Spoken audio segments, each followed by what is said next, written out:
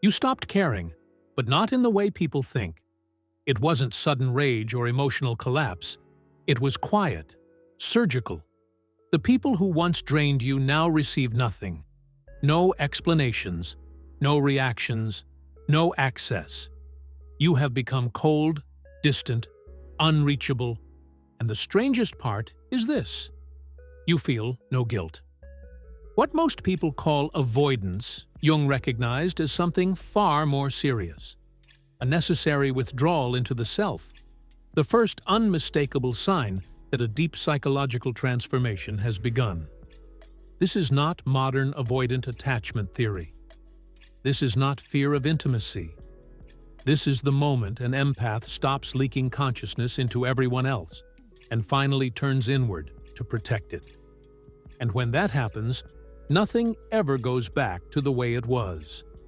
Jung encountered this phenomenon long before it had a name.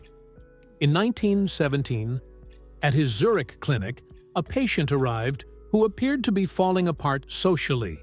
She had withdrawn from her family, stopped attending gatherings, and severed contact with nearly everyone from her former life.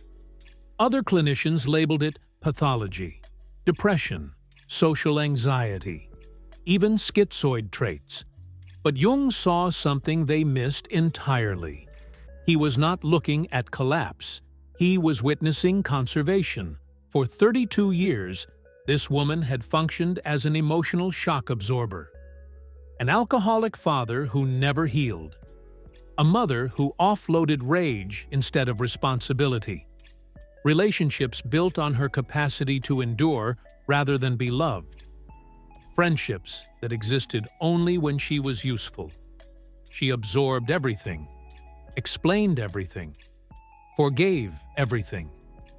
Until one day, something inside her stopped cooperating.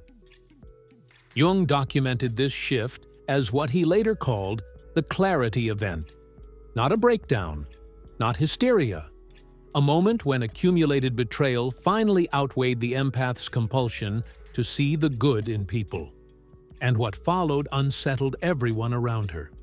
She didn't cry. She didn't rage. She didn't demand closure. She became calm. Unnaturally calm. Jung described it as watching someone remove a mask they had worn for decades. The performance of caring was over.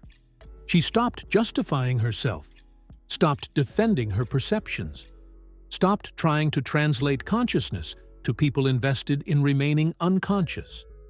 Her family called it cruelty. Jung called it boundary enforcement.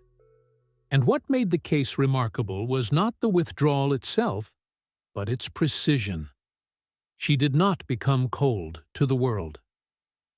She became unavailable to specific people who had proven they would exploit her availability.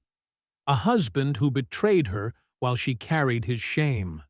A mother who treated her like an emotional landfill for 30 years. Siblings who contacted her only when they needed labor, disguised as love. Within 2 weeks, she cut them all off. No confrontations, no speeches, no emotional theater. When accused of being heartless, she offered no defense. This is where Jung's insight becomes dangerous. Empaths do not feel more than others. They perceive more. Their nervous systems process emotional data at depths most people never access. They detect inconsistencies beneath politeness, fear beneath confidence, manipulation beneath concern. Jung wrote that some individuals absorb not only what is spoken, but the entire unconscious atmosphere of their environment. This is not a gift. It is a burden. Because seeing everything means carrying what others refuse to face. The anger your parent denies. The insecurity your partner hides behind dominance. The cruelty your friend reframes as honesty. Empaths become repositories for rejected shadow material. And over time, this creates what Jung called participation mystique, a state where psychological boundaries dissolve completely. In this state, the empath can no longer tell what belongs to them. They feel depressed, but the depression is their partner's. They feel anxious, but the anxiety is inherited trauma. They feel worthless, but the shame has been projected onto them by someone who cannot tolerate their own inadequacy. Decades pass like this, healing everyone, losing themselves. What finally breaks the pattern is not a single betrayal, it is accumulation. Small violations dismissed again and again in the name of hope. Empaths remember everything. Every time they were told they were too sensitive for naming the truth. Every boundary crossed and reframed as love. Every prediction that came true after being dismissed as negativity. Jung called this the emotional ledger. It records silently, without conscious awareness. Then one entry tips the scale. Not the worst event. Just the one that makes the pattern undeniable. The moment hope collapses under the weight of evidence. The clarity event occurs when pattern recognition finally overrides attachment. The empath sees with absolute certainty that the person they are protecting will never change.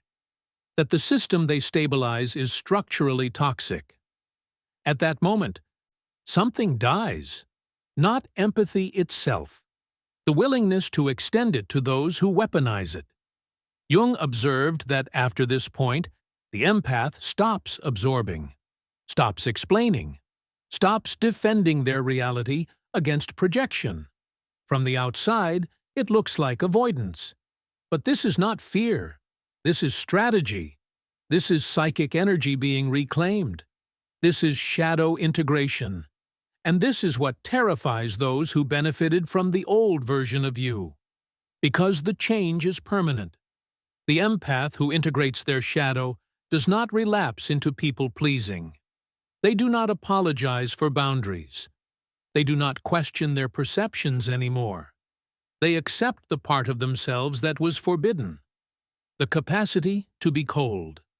Society trains empaths to believe that coldness equals cruelty. That withdrawal is abandonment. That saying no is selfish. This conditioning serves a purpose. It keeps empaths accessible. Jung understood that coldness is not the opposite of empathy. It is its necessary shadow. You cannot truly care without the ability to stop caring where care is abused. An empath who has never integrated this shadow is not virtuous. They are unconscious. Integration produces what Jung called conscious cruelty. Not harm for pleasure, but precision. The ability to see someone completely and choose not to accommodate them. This is why integrated empaths become dangerous to manipulators. They retain perception without obligation. Jung recorded a moment that captured this perfectly. Years after her divorce, the patient encountered her ex-husband. He attempted the same emotional tactics that once controlled her. In the past, she would have absorbed it all. This time, she looked at him calmly and said, "Your tactics worked when I was unconscious." Then she walked away. Jung noted that she had simply stopped pretending she didn't see. This is the power that emerges when the empath withdraws at the right moment. They can feel everything and choose everything. Warmth becomes selective, coldness becomes intentional, and guilt disappears. Not because they became heartless, but because they became whole. This is only the beginning. What shocked Jung most was not the patient's withdrawal, but the consequences it triggered around her. When an empath stops absorbing what never belonged to them, the environment reacts violently. Systems that depended on their silence begin to fracture. People who mistook access for entitlement suddenly find the door closed. And they do not experience this as a boundary. They experience it as betrayal. When her family confronted her, they didn't ask how she was healing. They accused her of changing, of becoming cold, of abandoning them. Jung observed something crucial in that moment. She did not argue. She did not explain her pain or list their offenses. She simply stated reality. You used my empathy as a dumping ground for 32 years. I am no longer available for that role. And then she ended the conversation. This was not emotional shutdown. It was emotional clarity. Jung noted that when empaths withdraw, entire systems often collapse. The alcoholic who relied on the empath to manage consequences is forced to face addiction. The narcissist who fed on their guilt loses a supply source. The family that organized itself around one person's self-sacrifice begins to disintegrate. These collapses are not caused by the empath's withdrawal. They are revealed by it. The system was never stable. The empath was acting as glue. Jung referred to this phenomenon as the scapegoat's revenge, though he emphasized it was not revenge at all. The empath does not punish. They simply stop buffering reality.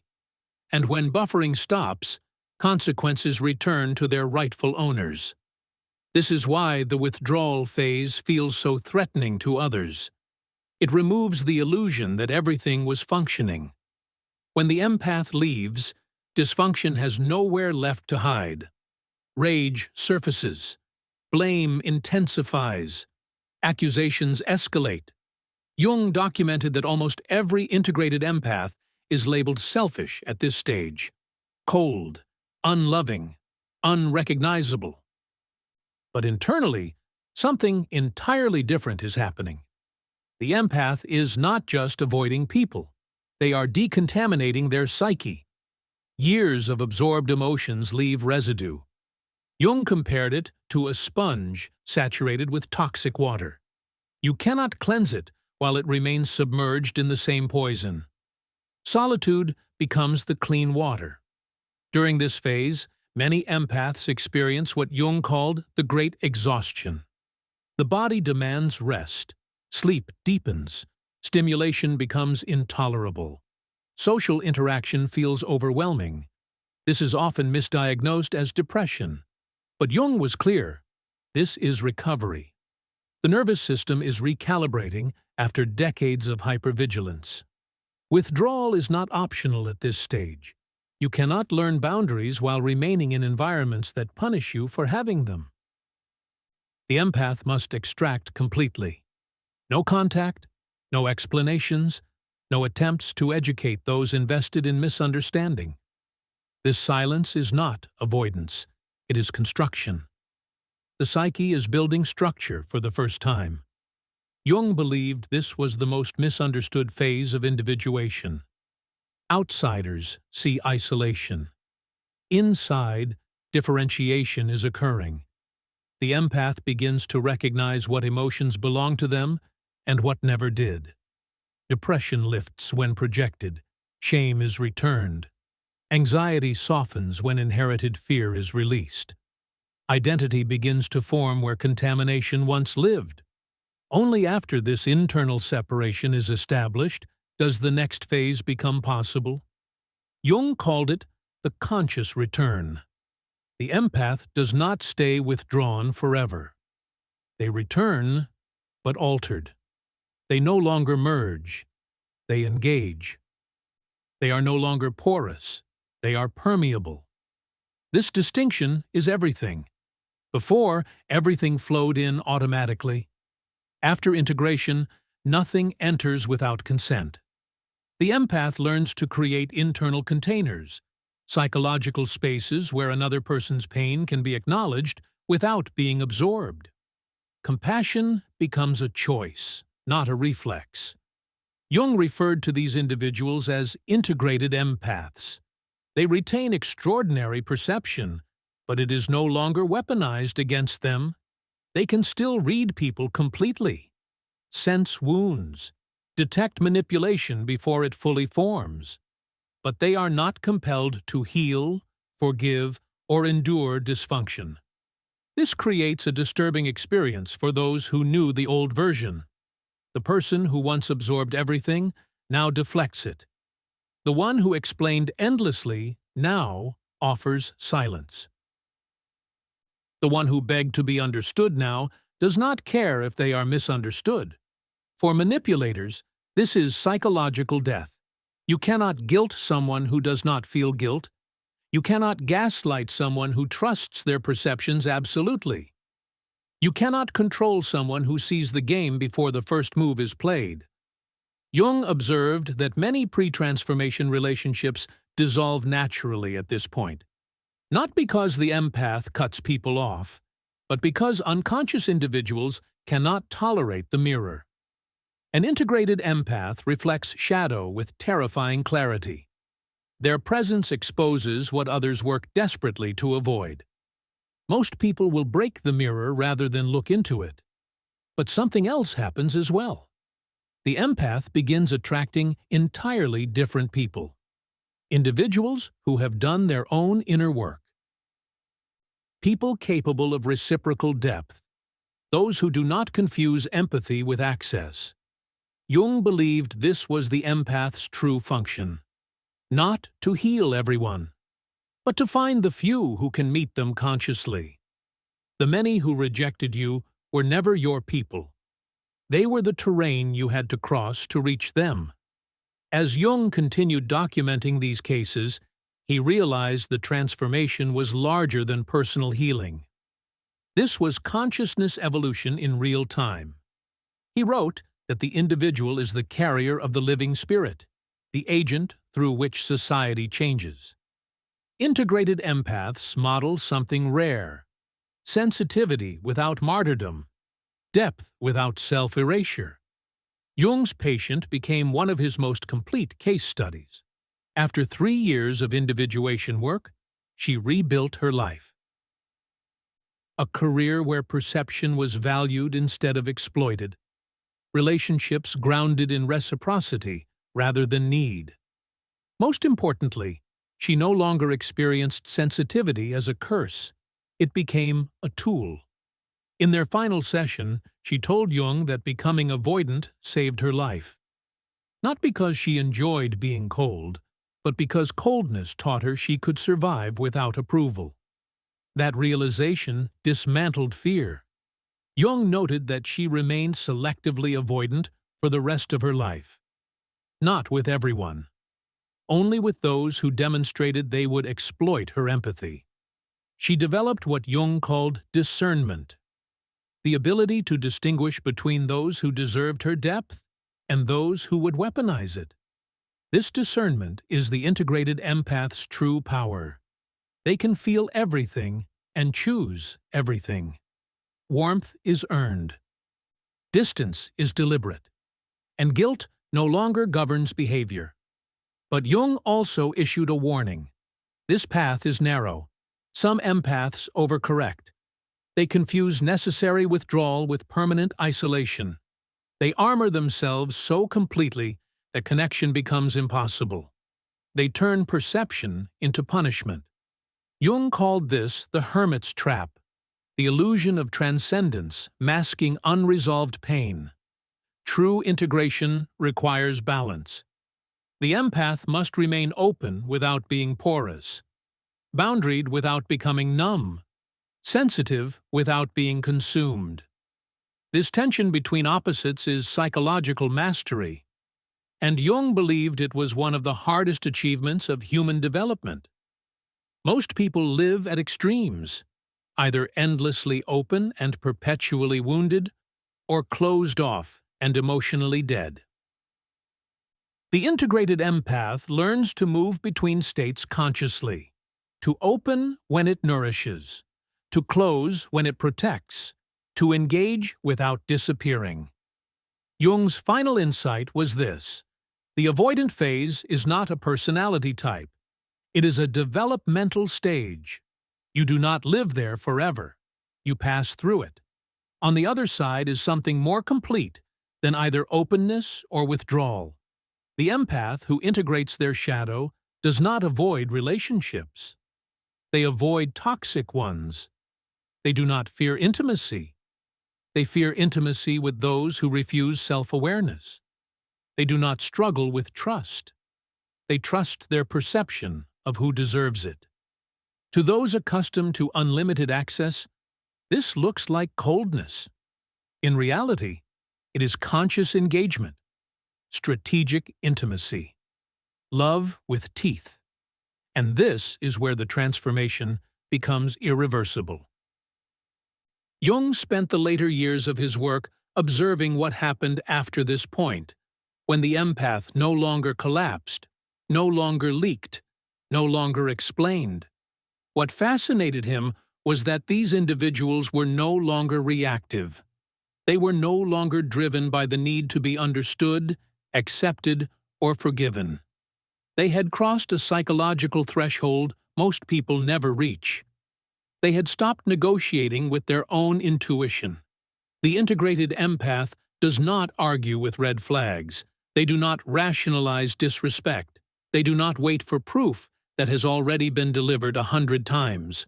Where they once doubted themselves, they now doubt patterns, and patterns never lie. This is why people who benefited from the old empath experience the transformation as loss. They say you changed. They say you became selfish. They say you are not who you used to be. Jung noted that this accusation is always true. You are no longer who you were when you were unconscious. And that is precisely the point. The empath who completes this process understands something terrifyingly simple. Access is not a human right. Emotional availability is not owed. Compassion is not infinite. It is directed. And once this realization stabilizes, guilt loses its power entirely. This is what makes the integrated empath the most psychologically powerful presence in any room. Not dominance, not aggression, but self-possession. They do not need to control others because they are no longer controlled by others' reactions. They do not need to manipulate because they see manipulation instantly. They do not need validation because they trust their inner signal more than external approval. Jung warned that this level of integration alters how others respond to you at a subconscious level. People feel seen, even when nothing is said. Masks feel heavier. Performances collapse faster. Unconscious individuals become uncomfortable around you without knowing why. They sense that their usual tactics will not land. Their projections slide off. Their guilt hooks find no anchor. This is why integrated empaths often appear intimidating without trying to be. Their silence carries weight. Their boundaries feel final. Their presence demands honesty simply by existing. And most people are not prepared to meet themselves that clearly. But this power comes with responsibility. Jung emphasized that integration is not about superiority. It is about alignment. The empath must constantly monitor whether coldness is being used for protection or punishment, whether distance is being used to preserve clarity or avoid vulnerability. This is the narrow path. When the balance is maintained, something rare emerges. The empath becomes capable of deep connection without self-erasure. They can love without rescuing. They can listen without absorbing.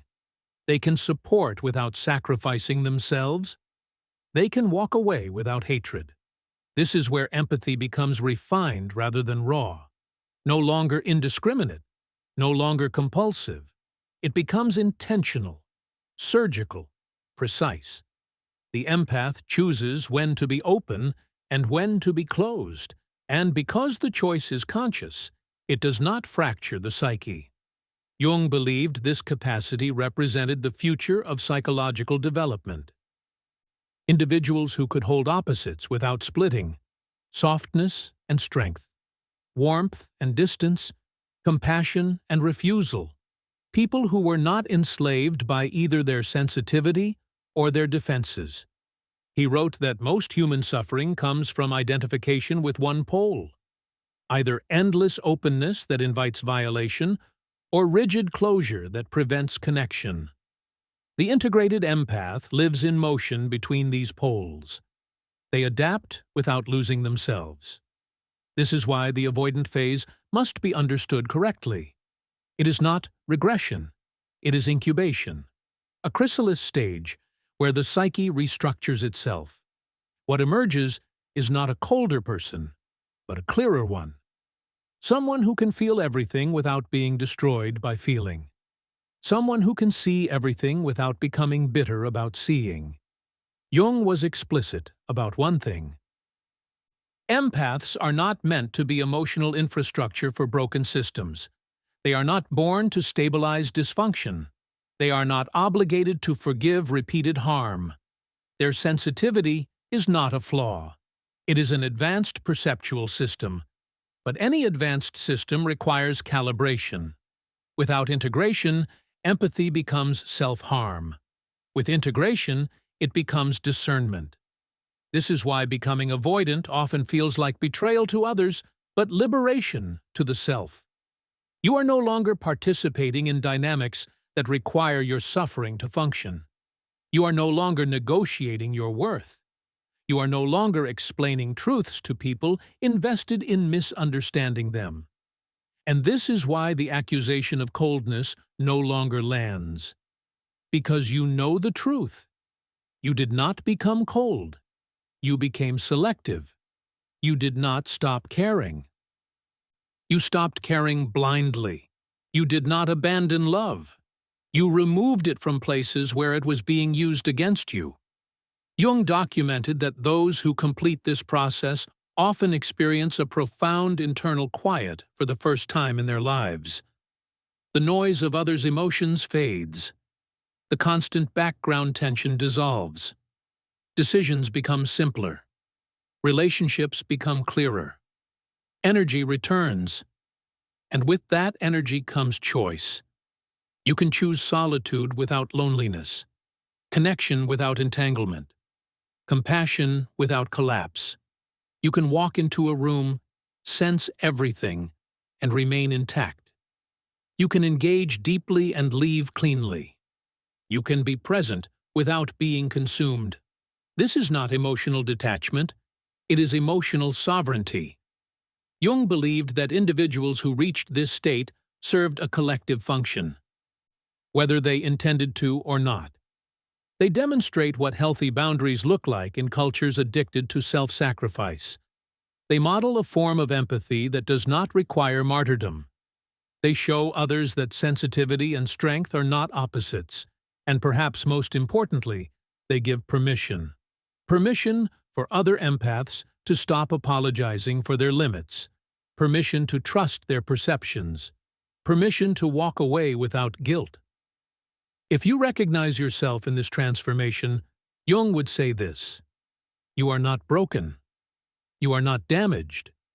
You are not becoming heartless. You are becoming whole. The people who accuse you of changing are responding to the loss of access, not the loss of love. They are mourning the version of you that made their lives easier at the expense of your sanity. That grief is not yours to manage. Your task is not to return to who you were. Your task is to stabilize who you are becoming. Because the world does not need more empaths who absorb everything, it needs empaths who can see clearly, choose wisely, and remain intact. People who can feel deeply while thinking clearly. People who can love fiercely without disappearing. The avoidant phase was never the destination. It was the passage. What stands on the other side is not isolation, but authority over your inner world. Not coldness, but discernment. Not disconnection, but conscious connection. And once you reach this point, there is no going back. Not because you cannot care again, but because you finally understand where your care belongs. That understanding is freedom. And freedom, once felt, is never surrendered again.